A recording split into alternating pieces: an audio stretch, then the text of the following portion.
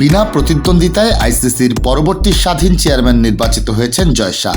টানা 2 মেয়াদে সংস্থাটির প্রধানের দায়িত্ব পালন করা গ্রেগ বার্কলের স্থলাভিষিক্ত হচ্ছেন তিনি।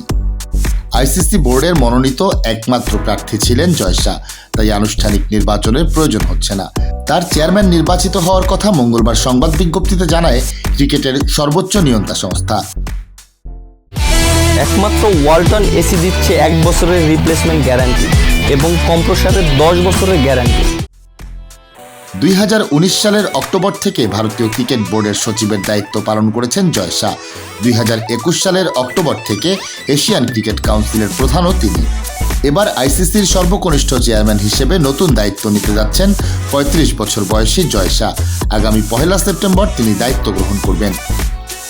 পঞ্চম ভারতীয় হিসেবে আইসিসির প্রধান হচ্ছেন তিনি। তার আগে এই দায়িত্ব পালন করেছেন জাগমোহন ডালমিয়া, শারদ পাওয়ার, এন শ্রীনিবাসন, শশাঙ্ক মনোহর। 2022 সালে তিনি বিসিসিআই সচিব পদে পুনরায় নির্বাচিত হন। তার এই পদে থাকার কথা ছিল 2025 সাল পর্যন্ত।